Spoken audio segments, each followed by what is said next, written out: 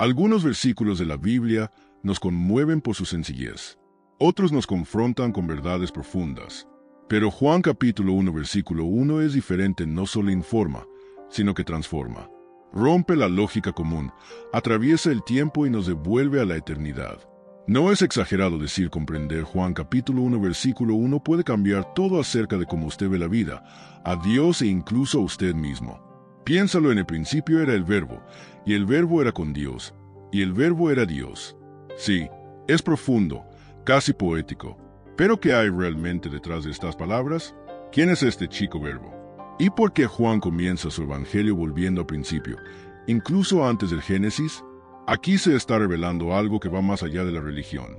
Quizás hayas oído que Jesús es el Hijo de Dios, el Salvador, el Mesías.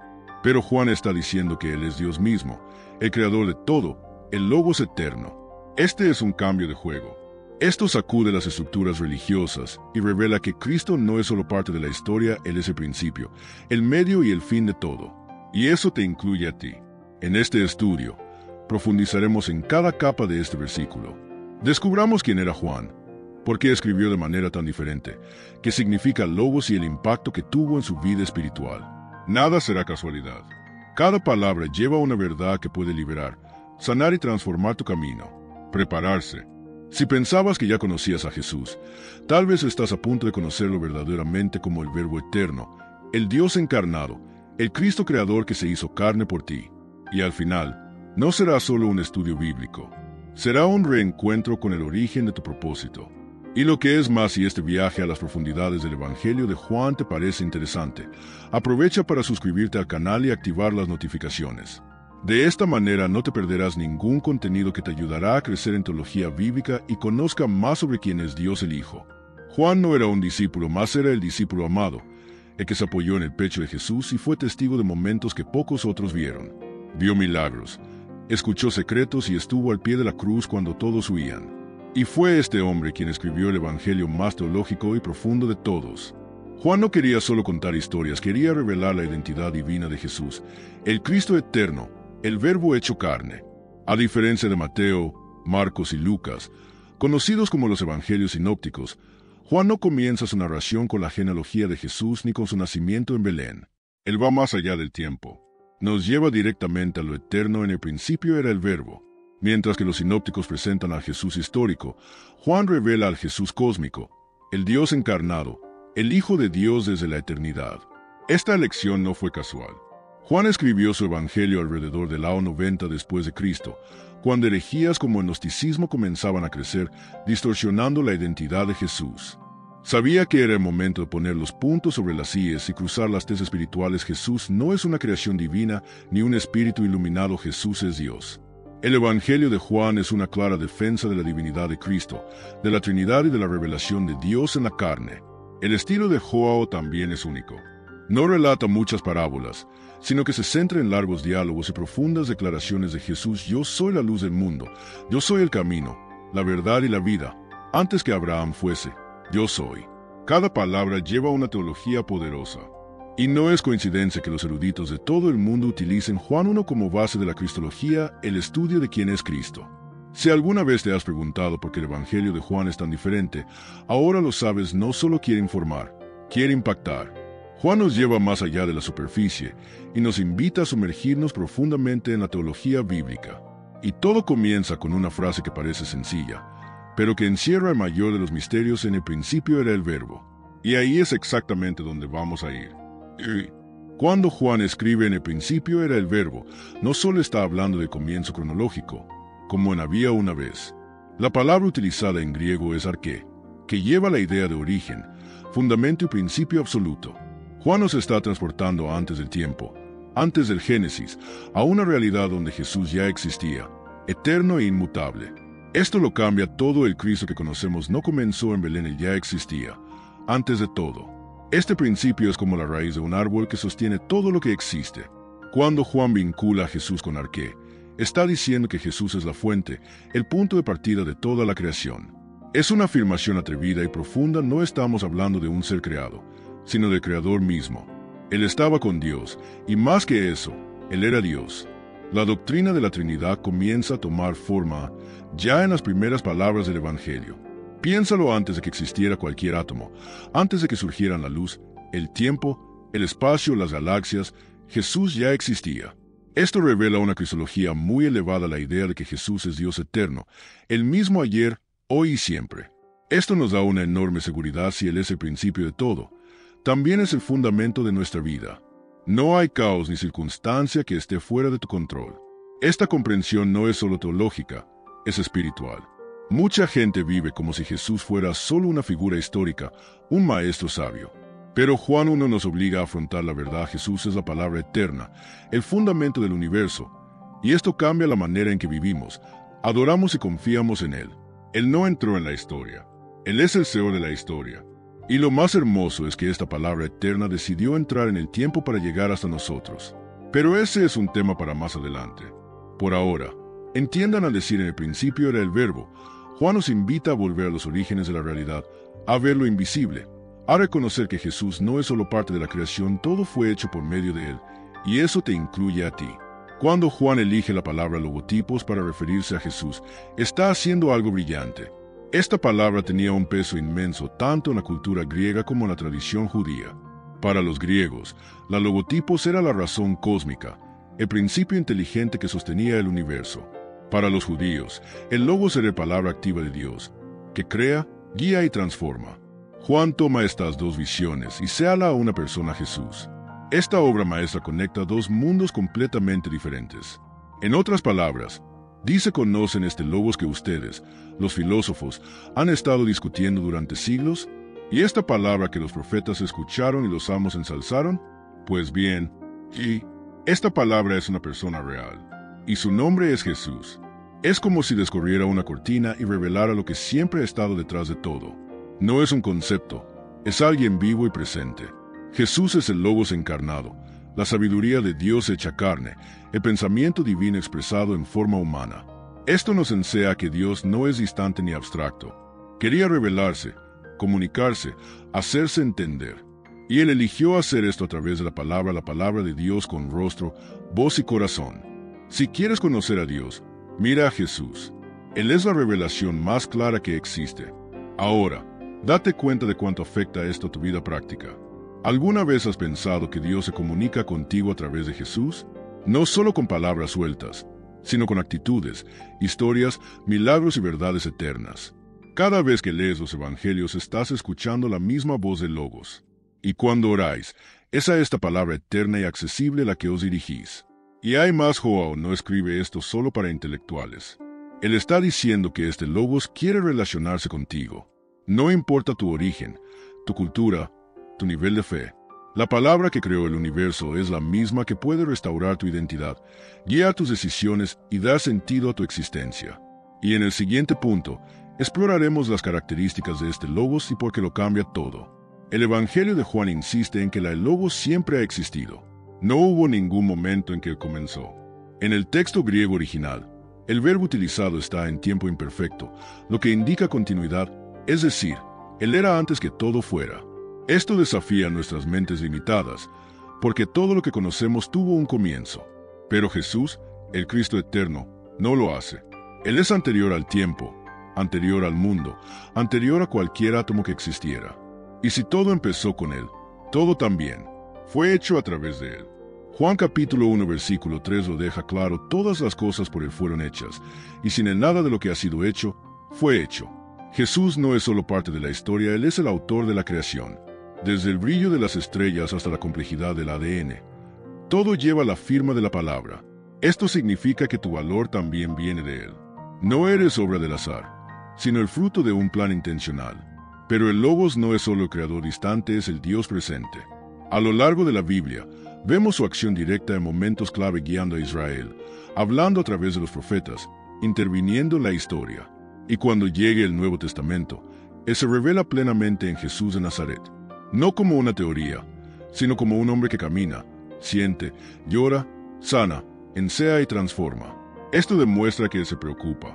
Él no solo hizo el mundo, Él camina en él. Y hay más. Logos también es el que redime. Jesús entra en la historia humana para rescatar lo que estaba perdido. Tu poder creativo ahora actúa para restaurar, perdonar, sanar y liberar. Él no es un Dios indiferente, comparte nuestro dolor, lucha por nuestra salvación e invita a cada uno de nosotros a experimentar una nueva vida. El mismo que dijo hágase la luz es el que hoy dice ven y sígueme. Estas características revelan quién es el Dios el Hijo, parte de la Trinidad, la Cristo eterno que nos ama con amor activo. Él está construyendo algo nuevo en cada vida que se abre a Él. Y este Logos, esta palabra de Dios, no solo lo inició todo, sino que quiere empezar de nuevo contigo hoy. En el siguiente punto hablaremos del momento más impresionante cuando este Logos eterno decidió hacerse carne. Juan capítulo 1 versículo 14 nos da una de las declaraciones más profundas de la Biblia, y aquel verbo se hizo carne y habitó entre nosotros. Esto no es solo información teológica, es un acto de amor. El Dios eterno, inmortal, puro y glorioso decidió revestirse de nuestra humanidad. El Logos, que estaba con Dios y era Dios, nace ahora como un bebé en un pesebre. Es como si el infinito cupiera en el regazo de una madre joven. Esto lo cambia todo, porque hasta entonces muchos veían a Dios como algo lejano, inalcanzable. Pero ahora Él está entre nosotros, en carne y sangre, con voz y sentimientos. Él no vino en forma de luz o espíritu, sino se hizo hombre. Se sentía hambriento, cansado, triste, sonrió, lloró, tuvo amigos, enfrentó traiciones. La encarnación no es solo doctrina, es empatía. Jesús te entiende porque vivió como tú. Y el verbo habitar en este versículo, en el griego original, tiene el significado de levantar una tienda, de tabernáculo. Juan está diciendo que lo que Moisés experimentó en el desierto, la presencia de Dios entre el pueblo, ahora está sucediendo en su plenitud. Jesús es el nuevo tabernáculo, el lugar donde Dios y el hombre se encuentran. Él es el puente entre el cielo y la tierra, entre lo eterno y el ahora. La palabra vino a vivir en tu calle. Más que simplemente estar presente, el Logos encarnado vino a cumplir una misión: sálvanos. Él no bajó para ser famoso ni para imponer un imperio, sino para revelar al Padre y reconectarnos con el Creador. La encarnación muestra que Dios no es indiferente al caos del mundo. Él entró en el caos para traernos vida, y comienza con cada uno de nosotros, permitiéndole habita también en nuestros corazones. Esta verdad es tan poderosa que nos obliga a detenernos y reflexionar si lo eterno se hizo carne. ¿Qué dice esto sobre mi valor? ¿De mis dolores? ¿Sobre mi destino? La palabra no se quedó en lo alto, descendió. Y ahora que sabemos esto, necesitamos mirarlo con otros ojos. Porque el siguiente paso es aún más profundo. Veamos cómo Cristo es la plena manifestación de Dios. Si todavía había alguna duda sobre la divinidad de Jesús, Hebreos capítulo 1 versículo 3 lo aclara todo. Él es el resplandor de la gloria de Dios y la representación exacta de su ser. Esto significa que cuando miramos a Jesús, estamos viendo a Dios mismo, no una copia, no un reflejo descolorido, sino la revelación perfecta del Padre. Cristo es la ventana a través de la cual vemos lo invisible. Él es el corazón de Dios latiendo entre los hombres. Esa es la esencia de Cristología, el estudio que nos ayuda a entender quién es Cristo. Él no era solo un buen maestro, ni solo un profeta lleno de poder. Él es el único Dios encarnado, el Hijo eterno que revela con exactitud al Padre. ¿Quieres saber cómo piensa Dios? Mira a Jesús. ¿Quieres saber cómo Él ama, perdona, ensea o corrige? Mira a Jesús. Él es el retrato más claro de lo divino. ¿Y sabéis qué significa esto en la práctica? Que no estemos tratando de adivinar cómo es Dios. Lo sabemos. Lloró con Marta y María, comió con pecadores, tocó a los leprosos, reprendió a los hipócritas y lavó los pies sucios. Este es Dios. Y todo esto conlleva un impacto espiritual gigantesco. No hay camino más seguro para comprender al Creador que seguir al Verbo hecho carne. Ahora piensen conmigo si Jesús es la expresión exacta de Dios. ¿Qué nos enseña eso acerca de nuestra propia fe? Que no puede basarse únicamente en el dogma o la tradición, sino en la relación con la persona de Cristo. La teología bíblica de Juan nos llama no solo a conocer, sino a saber. Experimentar la presencia viva de Dios Hijo en nuestras rutinas, oraciones y decisiones. Y si Jesús es plenamente Dios entre nosotros, entonces toda la Trinidad está presente en su misión. Aquí es donde el texto de Juan capítulo 1 versículo 1 comienza a llevarnos a un territorio aún más profundo y misterioso: la doctrina de la Trinidad. ¿Cómo puede un solo Dios manifestarse en tres personas distintas? Sumerjámonos ahora en esta fascinante realidad. Juan capítulo 1 versículo 1 es una joya teológica porque planta las semillas de lo que más tarde se llamará doctrina de la Trinidad. El texto dice que el verbo estaba con Dios, es decir, hay una distinción, pero también afirma que el verbo era Dios. Aquí se nos presenta a un Dios que es uno, pero que subsiste en tres personas: Padre, Hijo, el Logos y Espíritu Santo. Es el tipo de verdad que no se puede explicar completamente, pero es venerada con temor y alegría. La palabra Trinidad no aparece en la Biblia, es cierto, pero la idea está dispersa por todas partes como un hilo invisible que une las Escrituras. En Juan 1 ya percibimos esta gloriosa complejidad. La palabra estaba con Dios, pero también era Dios. Esto no es una contradicción, es un misterio que no niega la razón, sino que la trasciende, como un océano demasiado profundo para ser sondeado con baldes humanos. La belleza de la Trinidad es que revela un Dios que es, en su esencia, relacional. Incluso antes de la creación del mundo, ya existía el amor entre el Padre, el Hijo y el Espíritu. Esto significa que Dios no creó al hombre por falta de cosas, sino por abundancia. Y Jesús, el Logos, es el vínculo entre el cielo y la tierra, entre el Padre eterno y el corazón humano. Él es Dios Hijo, coexistente y coeterno con el Padre, no un ser creado, sino el Creador. Por lo tanto, no podemos tratar a Juan 1 simplemente como una hermosa poesía. Lo que está en juego aquí es la revelación más clara de la Dios Trino que se manifiesta en toda la Biblia. Cualquiera que quiera crecer en la fe necesita conocer este fundamento sólido. Esto es lo que sustenta toda nuestra comprensión de la redención, la misión y la comunión. Si ignoramos la Trinidad, estamos ignorando la esencia del Evangelio.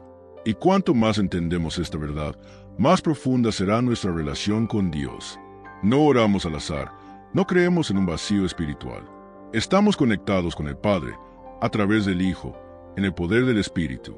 Y todo comienza con esa declaración simple pero explosiva en Juan capítulo 1, versículo 1. Ahora bien, ¿esto realmente cambia la manera en que vivimos? De eso es lo que vamos a hablar a continuación. Juan capítulo 1, versículo 1 no es solo una bonita introducción, es un punto de inflexión para aquellos que quieren entender quién es realmente Jesús. Él no era solo un maestro sabio ni un profeta respetado.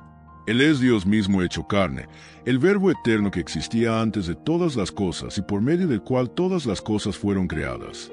Este versículo destruye cualquier visión superficial de Cristo y nos invita a revisar toda nuestra fe con nuevos ojos. Él es el Jesús el Creador, el centro de cristología bíblico. Esta revelación cambia completamente la manera en que nos relacionamos con Jesús.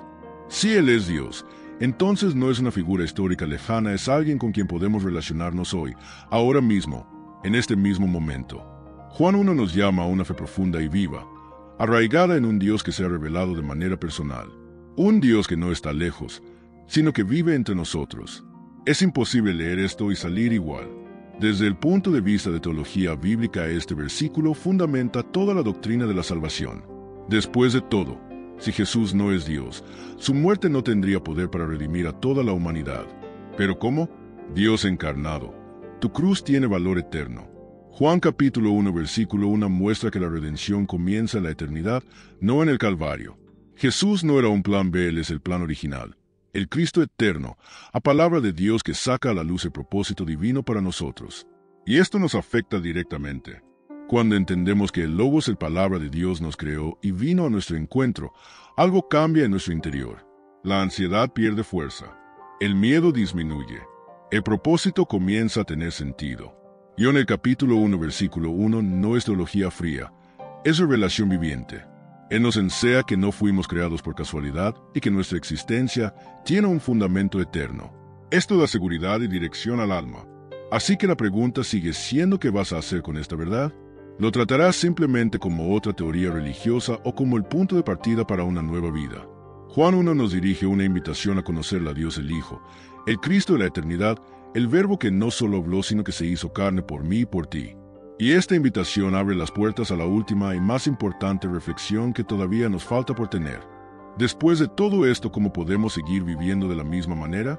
Juan capítulo 1 versículo 1 no es solo un versículo para memorizar, es una invitación a una revolución personal.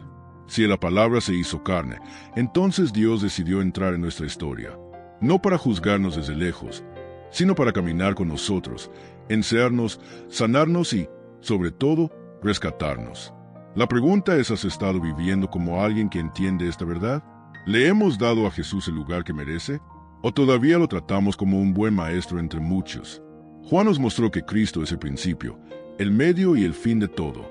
Él es el logotipos, el fundamento de la vida, el sentido que buscamos en las noches de insomnio y en los días de aflicción.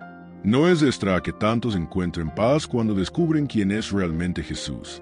Ahora te toca a ti. ¿Qué decisiones tomarás basándose en esta revelación? ¿Vas a conocerlo mejor? ¿Sumérgete en la palabra de Dios, sediento de entender el Cristo eterno?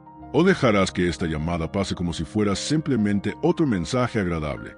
La fe viva comienza cuando entiendes que el Evangelio no se trata de reglas, se trata de la relación con Dios mismo. Si este mensaje habló a tu corazón, entonces no lo guardes para ti. Comparte esto con alguien que también necesite escucharlo. Y si quieres seguir creciendo, entendiendo más de la Biblia y siendo tocado por ella, teología bíblica de manera sencilla y profunda, aquí va una invitación. Suscríbete al canal, activa la campanita y acompáñanos a adentrarnos en los misterios de la palabra. Porque cuanto más conocemos la palabra, más descubrimos quiénes somos realmente.